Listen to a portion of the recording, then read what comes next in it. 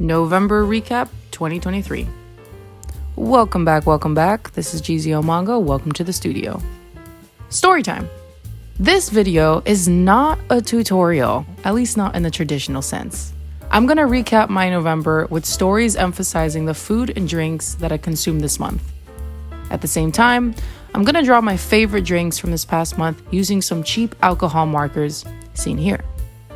Using some references, I'll recreate the drinks in the most realistic likeness I can manage. With these markers, it's a lot like painting, honestly. So that will be more of the tutorial aspect, getting a look at how to paint realistic objects with alcohol markers. So sit back, grab your sketchbook if you want to join, a few brushes, and enjoy the coloring process. Also, I'm gonna rate this video like a PG-13 because there are definitely gonna be adult moments in this one, mainly pertaining to alcohol and a good time. Know what I mean? Anyway, back to the video. The end of October, coming into November, was filled with a lot of parties, events, and celebrations. To name a few, two of my best friends had their birthdays in the same month. One of my friends recently announced her pregnancy and engagement, and a couple of family members from abroad arrived back recently. So this November has been pretty packed. It's also been packed full of many delicious celebratory dinners and reconnecting with old friends and family. So what do we do when we celebrate?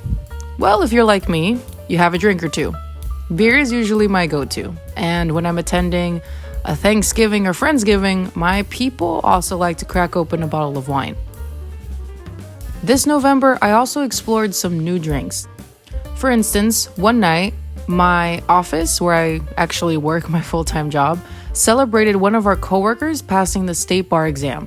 She's officially an attorney. So to celebrate, we went out, and I was introduced to one of the oldest bars in New York City. A beautiful tavern, about 300 years old. The bartender was kind enough to give me a free taste of one of their house ales, and that was one of the smoothest drinks and beers I have ever had. On another occasion, I caught up with an old university friend. We gossiped about new relationships, professional developments, food, and music. I ended up taking him to explore a bar near Lincoln Center in Uptown Manhattan. There, I also tried two new drinks. One had a fruity tropical name that I can't really remember, but it was down super smooth and sweet. I loved it. The best kind of dangerous. And the other drink I distinctly remember as an old Cuban. I had never had either of those before, but I tell you what, I definitely love me an old Cuban now. And Thanksgiving. I had 20 people over for Thanksgiving. Best believe we had our fair share of gossip and buzz. Know what I'm saying? Recently, as in about 2 weekends ago, I had a very eventful November Friday. I left work around 4 and met up with my cousin about 4:30 in New York City. We had planned a girls' night out and bought tickets to attend an evening event at the MoMA. For those of you that don't know, the MoMA is the Museum of Modern Art. It was such a beautiful night, city lights, a lot of light rain, and the museum was basically hosting a bar night with a DJ showcasing chill house music and, of course, the gorgeous artwork on display as decoration. Some people were even dancing. We were each treated to a delicious glass of rosé, the first drink of that night. Dressed like a couple of artists and a little buzzed, we made our way through the museum to admire the galleries. We strolled through, both of us fantasizing about seeing our own work on display and hating on the artwork we thought was kind of stupid. Afterwards, we made our way to St. Patrick's Cathedral to meet up with a couple of old college buddies of mine. So the night was still young. At that point, we were a formidable group of 9 20-something-year-olds roaming the streets and just acting goofy as hell. We made it to our last destination, a restaurant hosting a comedy club, which was the main event of that night. It was actually my first time going to see a comedy show. The price was great, food was even better, and the seats and view were the best. We were right next to the stage, practically side by side with the comedians the entire time. And then, of course, the comedians. I didn't know there was going to be more than one. I was expecting like a stand-up special, so one person to carry the whole 2 hours. But no, there was like 8 total comedians, a bunch of whom have been on ABC, Comedy Central. I wasn't expecting to meet any celebrities that night, but that was such a great surprise.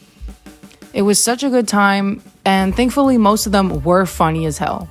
The show started at about 8:30 when we sat down, and then we laughed and ate until 10:30. Finally, everyone said their goodbyes to each other and headed home for the night. The purple panny you see here was the best drink we had by far, and the name is Comida Gold too. I'm pretty sure it was also a house special from the comedy club. I have a confession to make. I am, in fact, a Colombian, a Latino, a child of inmigrantes. And as such, I can testify, we drink coffee like every morning, noon, and night, baby. Honestly, coffee rarely does anything for us. In fact, we often drink coffee as a treat before going to bed, after dessert. Never gets me wired, it's in our blood. However, I've done my best to abstain from this cultural habit of having coffee so often because I'm aware of the negative effects it has on people's health. Despite knowing the dangers, every year, as I get a little older, as an adult, I find myself enjoying coffee a lot more than I care to admit. In the morning and especially at night. And Jesus Christ, now with more Colombians in my household than ever, because we've had family members move back in, I have had probably more coffee alone this past month of November than in the entirety of my young adult life thus far. It's so horrible and so delicious. Ooh, I gotta mention though, the only coffee that can actually get me wired is the classic, the ever scrum-diddly-umptious, the absolute bestest. A Dunkin' iced coffee. Small, little bit of cream and sugar. Thanks. Thank you. This shit is not sponsored, by the way, but America runs on Dunkin', you know what I'm saying?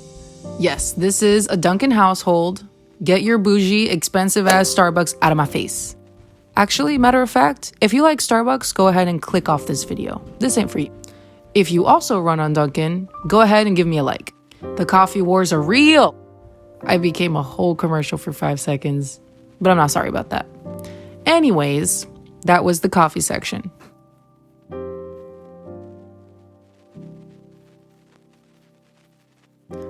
Something about this cold weather just makes me want to be super cozy, drink a hot drink, either a coffee, a hot chocolate, a tea, something soothing, you know, to get us through the holiday season. I hope you guys equally enjoy something on the side in the morning or at night to get your going.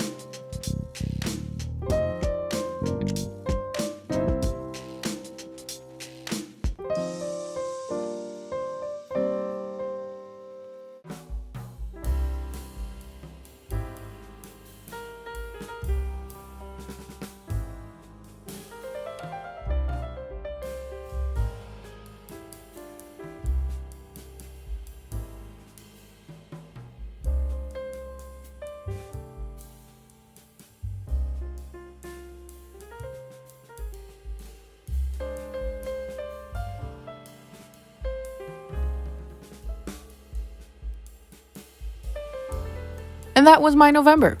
If you have a couple of funny stories, moments with either friends or family, or other loved ones you'd like to share with me or the public, go ahead and drop something in the comment section. What's your favorite drink? What's the craziest thing you've done all month or all year? I, for one, can't wait to draw more food-related content for the oncoming holiday season in December. I feel like I should say something about being an adult. Remember, kids, wait till you're an adult. I do not condone underage drinking. But if you are an adult and you enjoyed the drinks I mentioned or showcased in this video, and you have any suggestions, go ahead and give this video a like and comment below. Please drink responsibly. You got so much to live for and so many new drinks to try. See you next Monday.